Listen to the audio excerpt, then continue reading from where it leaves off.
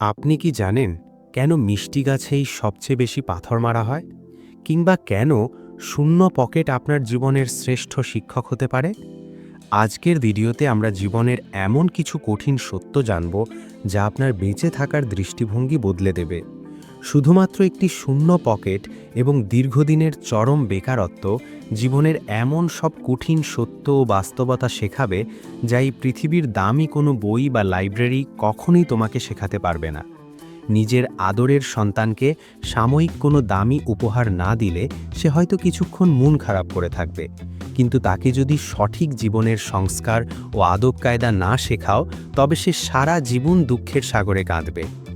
এক ফোঁটা লেবুর টক রস যেমন হাজার লিটার খাঁটি দুধকে মুহূর্তেই নষ্ট করে দেয়, ঠিক তেমনি মানুষের সামান্যতম অহংকার তার তিলে তিলে গড়া হাজারো মহৎ গুণকে নিমিষেই ধ্বংস করে ফেলে।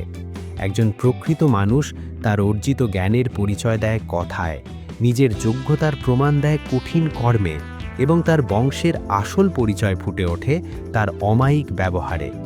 মনে রাখবে, বাহ্যিক রূপ ও সৌন্দর্য হয়তো সময়ের বিবর্তনে একদিন তোমাকে ছেড়ে চলে যাবে, কিন্তু তোমার সুন্দর কর্ম ও মনের মাধুর্য চিরদিন মানুষের স্মৃতিতে তোমার পাশে অমর হয়ে থাকবে। কিছু কিছু মানুষ নিজেকে নিয়ে বর্তমানে প্রচুর অহংকার করে এবং নিজেকে খুব বড় মনে করে, কিন্তু তারা হয়তো জানে না যে বনের ফুলের সৌরভ এবং মানুষের অর্জিত মিথ্যা গৌরব বেশিদিন টিকে থাকে না।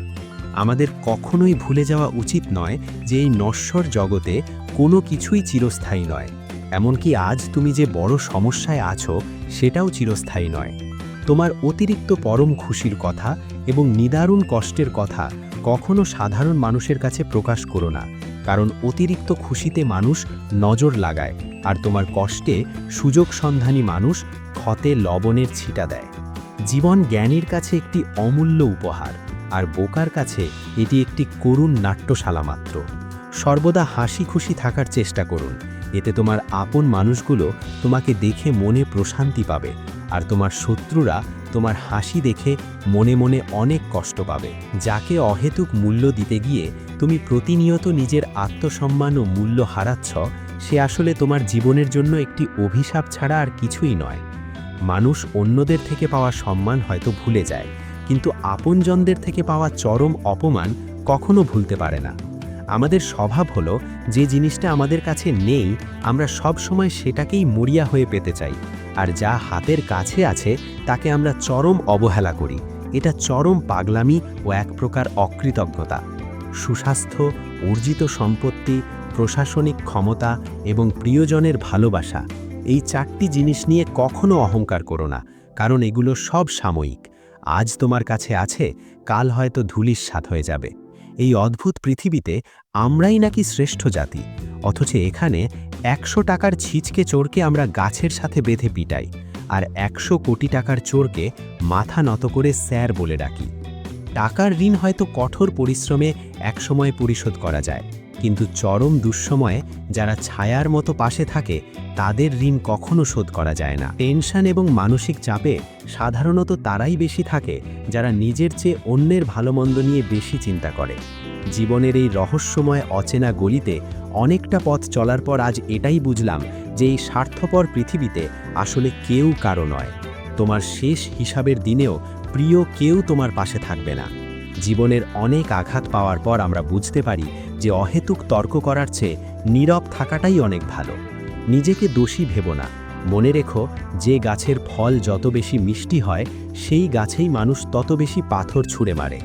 অতীতের পাতায় ফিরে গিয়ে গল্পের শুরুটা পরিবর্তন করা সম্ভব নয়, তবে তুমি চাইলে আজ থেকে কঠোর পরিশ্রম ও আত্মবিশ্বাস দিয়ে গল্পের শেষটা নতুন করে সুন্দর করে সাজিয়ে তুলতে পারো।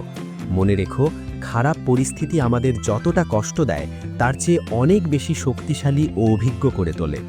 2026 সালে পা রাখার আগে এই 10টি কাজ অবশ্যই করার প্রতিজ্ঞা করো। 1. অতীত ভুলে সামনে তাকাও। 2. ভুলের জন্য আফসোস বন্ধ করো। 3. ভালোবাসার চেয়ে নিজের আত্মসম্মানকে বেশি গুরুত্ব দাও। 4. নেতিবাচক মানুষ থেকে 100 হাত দূরে থাকো। 5. কাউকে অতিরিক্ত বিশ্বাস করো না। 6. ছোট কাজ করতে লজ্জা করো না। 7. কোনো কাজ অর্ধেক করে ফেলে রেখো না। 8. নিজের পরিবার ও কেরিয়ারকে সবচেয়ে বেশি সময় দাও। 9. নিজেকে ভালোবাসতে শেখো। 10. যে কোনো সিদ্ধান্ত নেওয়ার আগে ঠান্ডা মাথায় চিন্তা করো। সময়ের চাকা পরিবর্তনশীল, তাই ধৈর্য ধরো। আজ তোমার সময় খারাপ হলেও কাল সৃষ্টিকর্তা ঠিকই তোমার ভাগ্যের দুয়ার খুলে দেবেন। আপনার জীবনকে বদলে দিতে এই ধরনের নতুন নতুন ভিডিও পেতে চ্যানেলটি সাবস্ক্রাইব করে বেল আইকন অন করে দিন। ভিডিওটিতে লাইক, শেয়ার, কমেন্ট করে অন্যজনকে দেখার সুযোগ করে দিন। ধন্যবাদ।